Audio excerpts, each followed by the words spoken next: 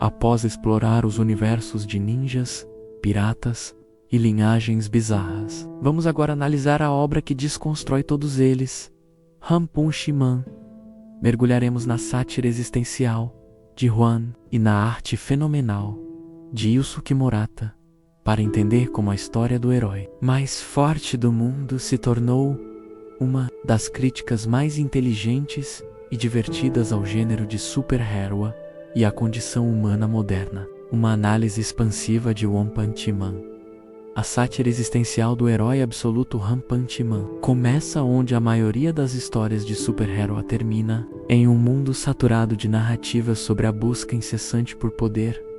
A obra de Juan faz a pergunta mais subversiva de todas: o que acontece quando a busca termina? O que resta quando o indivíduo alcança o poder absoluto, tornando-se invencível a ponto de anular todo e qualquer conflito? A resposta é o cerne desta saga.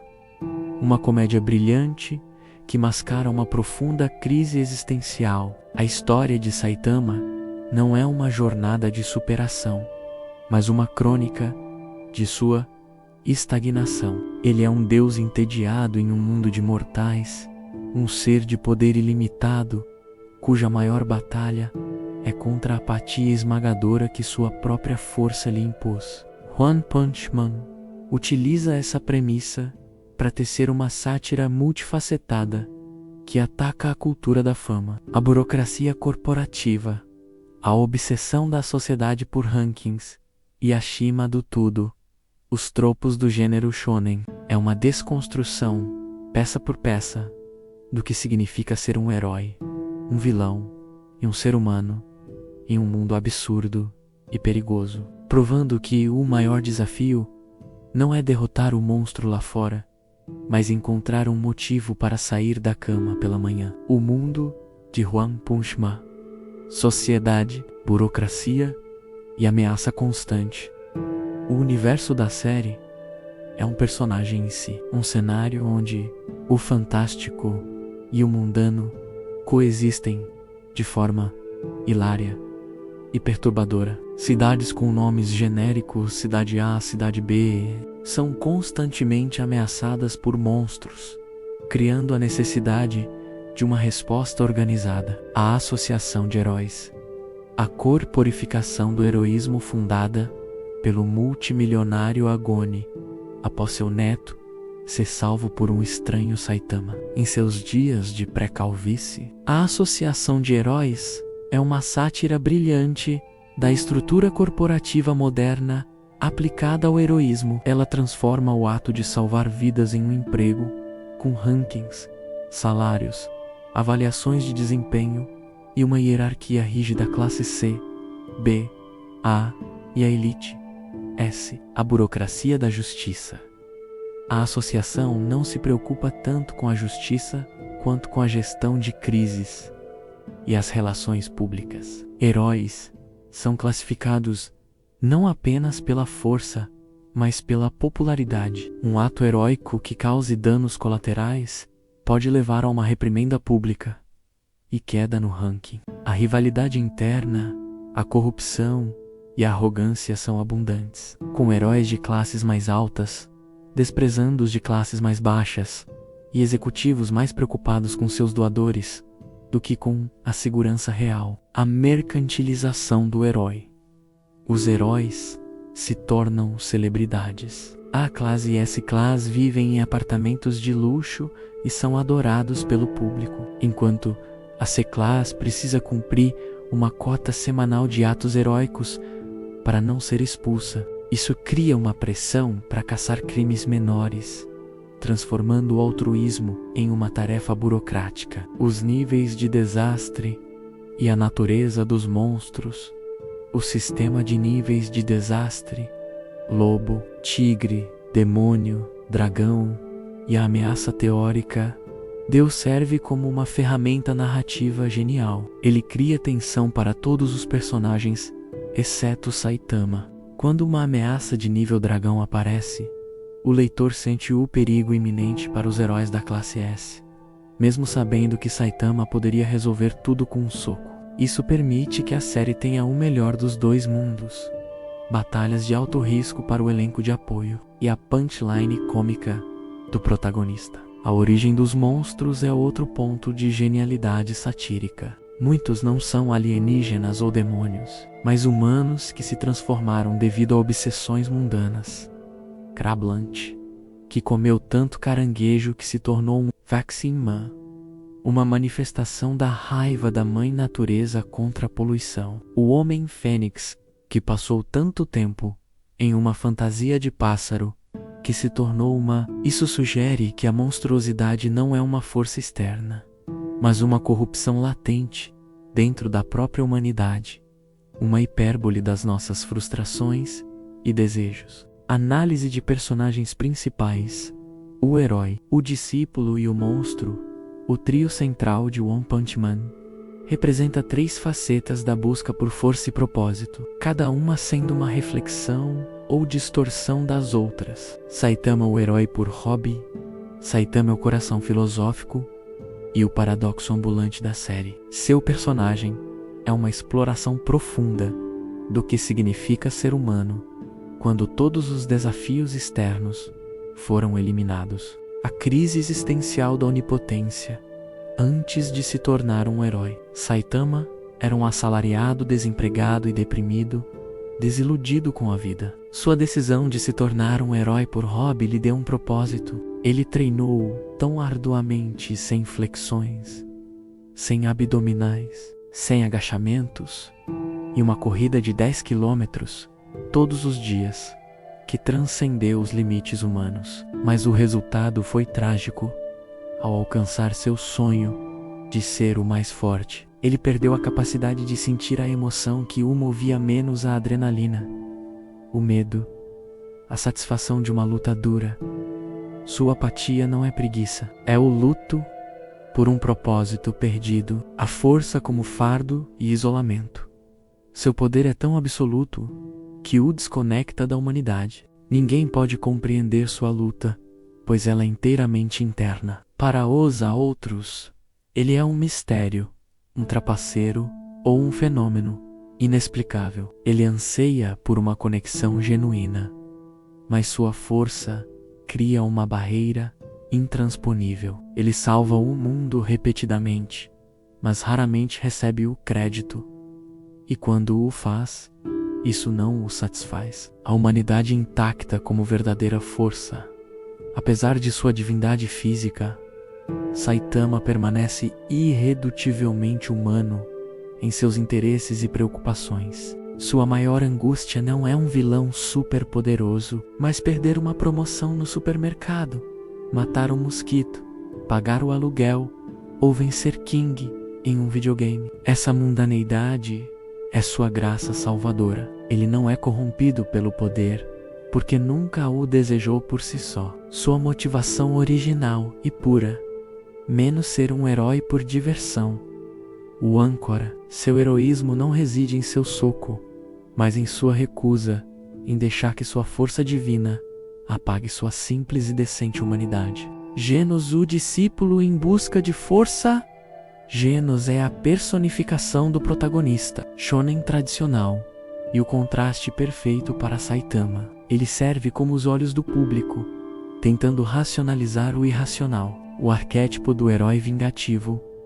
Genos tem uma história de fundo trágica. Um ciborgue descontrolado destruiu sua cidade e sua família. Uma busca implacável por poder para se vingar e uma atitude mortalmente séria. Ele é metódico, analítico e documenta cada detalhe de suas habilidades e das de seus oponentes. Ele representa a crença de que a força é uma ciência, algo que pode ser alcançado através de aprimoramentos, dados e treinamento rigoroso. A devoção cega. Ao testemunhar o poder de Saitama, Genos imediatamente o elege como seu mestre, acreditando que pode decifrar o segredo de sua força. Sua devoção é cômica em sua intensidade.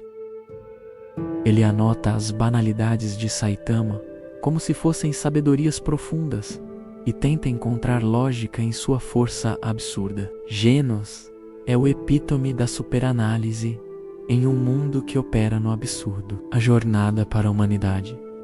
Embora sua busca inicial seja por poder, sua jornada, ao lado de Saitama, lentamente se torna uma busca por humanidade. Saitama, inadvertidamente, ensina a Genos sobre coisas como paciência, relaxamento e a importância dos laços. Genos, por sua vez, cuida das necessidades mundanas de Saitama, paga o aluguel, cozinha, criando uma dinâmica doméstica que ancora ainda mais Saitama à sua vida cotidiana. A verdadeira lição de Genos não será como dar um soco devastador, mas como encontrar paz além de sua vingança. Garou, o monstro humano. Se Genos é o herói tradicional, Garou é a desconstrução do vilão. Ele não é mau por natureza. Sua vilania é uma posição ideológica, uma reação a um mundo que ele percebe como hipócrita. A simpatia pelo monstro. A infância de Garou foi marcada por um sentimento de injustiça. Ele sempre torcia pelos monstros na TV, pois via os heróis como valentões populares que sempre venciam através da força do número. Ele odeia a justiça da maioria e a hipocrisia de heróis que são celebrados enquanto os monstros como ferramenta que lutam sozinhos por suas convicções é se tornar um mal absoluto. Um monstro tão aterrorizante que forçaria a humanidade a se unir contra ele, acabando com todas as guerras e conflitos internos. É uma forma distorcida e utilitária de heroísmo, uma tentativa de alcançar a paz mundial através do medo universal. Ele se autodenomina o caçador de heróis e começa a derrotar sistematicamente os heróis para provar seu ponto. O limite entre homem e monstro. A jornada de Garou é uma monstrificação gradual. Conforme ele luta e se adapta, seu corpo começa a mudar, refletindo sua ideologia. No entanto, ele se apega a um código. Ele nunca mata um herói. Ele os derrota, os humilha, mas os deixa viver. A grande ironia de seu arco é que, ao tentar se tornar o monstro perfeito, ele age de forma mais heróica do que muitos heróis oficiais. Sua luta final contra Saitama é um confronto de filosofias. Saitama não o derrota apenas fisicamente. Ele desmantela a sua ideologia, chamando seu grande plano de um hobby mal acabado e mostrando que o verdadeiro heroísmo é simples e direto, não um teatro complexo de medo. Sagas narrativas. A escalada do absurdo e da ameaça. A trama de One Punch Man se desenrola em arcos que aumentam progressivamente a escala da ameaça, servindo para destacar a estagnação de Saitama em contraste com o desenvolvimento do mundo ao seu redor. Arco da Associação de Heróis Introdução. Este período inicial estabelece o status quo. Arcos, como o da Casa da Evolução, introduzem o primeiro inimigo, Carnage Kabuto, que consegue sentir a magnitude aterrorizante e ilimitada do poder de Saitama. O arco do meteoro é um ponto de virada. Saitama salva a cidade, mas é culpado pela destruição causada pelos destroços, sendo acusado de ser uma fraude pelo público e por outros heróis. Ele aceita o ódio para proteger a reputação de seus colegas, mostrando uma nobreza que poucos reconhecem. O arco do Rei do Mar Profundo é crucial para o tema do heroísmo. Vários Herwa, incluindo Genos, são brutalmente derrotados. Então, Mumen Rider, cavaleiro sem licença, um herói da classe C sem poderes, enfrenta o monstro sabendo que não tem chance. Seu discurso sobre o que significa ser um herói não se trata de vencer ou perder. É sobre eu te enfrentar aqui e agora. É a tese central da série. Saitama o derrota e novamente mente, dizendo que os outros heróis apenas enfraqueceram o monstro para ele, sacrificando sua própria reputação para preservar a esperança do povo. Arco do invasor alienígena, Boros. A chegada de Lord Boros e sua nave espacial representa a primeira ameaça de nível dragão ou superior que abala o mundo. Boros é um espelho cósmico de Saitama, um ser de poder incomparável que viajou pelo universo em busca de um oponente que pudesse aliviar seu tédio existencial. Sua luta com Saitama é um espetáculo visual, a única batalha em que Saitama parece minimamente se esforçar, sendo até mesmo chutado para a lua. No final, Saitama o derrota com um soco sério. As últimas palavras de Boros são trágicas. Ele percebe que Saitama nem sequer estava lutando a sério e que a batalha emocionante que ele sentiu foi unilateral. Saitama, em um raro ato de empatia por um inimigo, mente e diz que foi uma boa luta, concedendo a Boros uma morte satisfatória. Este encontro apenas aprofunda a solidão de Saitama, mostrando que nem mesmo no cosmos ele encontrará um igual. Arco do Caçador de Heróis e da Associação de Monstros. Esta é a saga mais longa e complexa até agora, onde as jornadas de Garou e da Associação de Heróis colidem. Enquanto Garou caça heróis, uma associação de monstros, liderada pelo rei dos monstros Orochi e pela Esper Psychos, emerge das profundezas da Terra, lançando um ataque coordenado. Isso força uma mobilização total dos heróis da classe S, que invadem o covil dos monstros. Este arco é uma vitrine para o elenco secundário. Vemos batalhas espetaculares que seriam o clímax de qualquer outro mangá.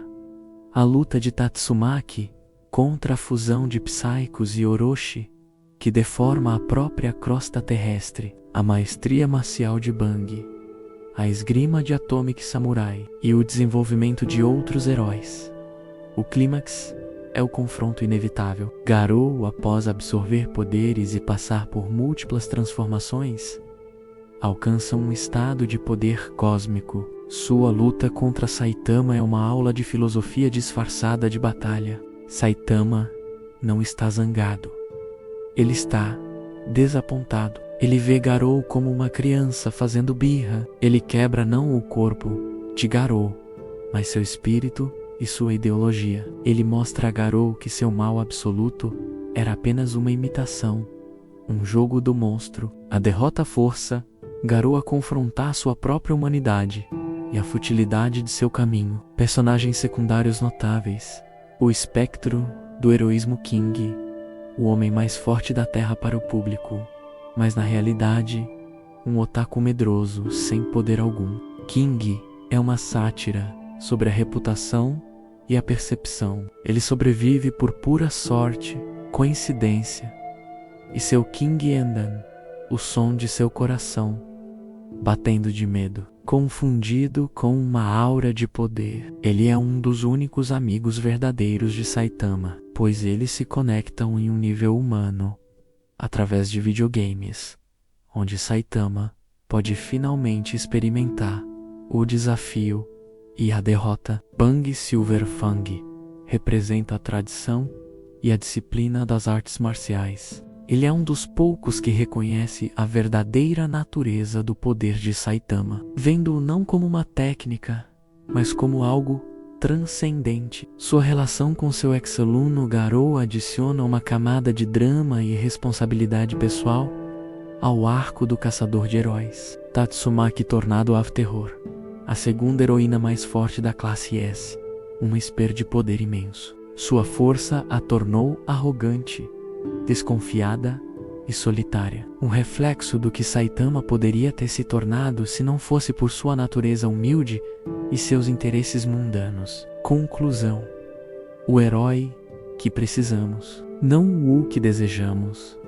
One Punch Man é uma obra de arte satírica que usa o absurdo para fazer perguntas incrivelmente sérias. Numa era de auto-otimizaku e busca incessante por mais, a história de Saitama É um conto de advertência. Qual é o propósito da força se ela não traz felicidade? Qual é o valor do heroísmo se ele é transformado em um produto e julgado pela opinião pública? A jornada de Saitama não é para encontrar um inimigo que possa resistir ao seu soco. É para encontrar um motivo para continuar socando. É a busca por um fragmento de emoção em um deserto de apatia. Sua maior vitória não é sobre um monstro de nível dragão, mas sobre o cinismo. Ele permanece um herói, não porque o mundo o recompensa, mas porque em algum lugar profundo ele ainda acha que é a coisa certa e divertida a se fazer. Ele é o antídoto para a fantasia de poder, um lembrete de que a força mais impressionante de todas é a capacidade de permanecer decente, humilde e humano, mesmo quando se tem o poder de um deus na ponta dos dedos.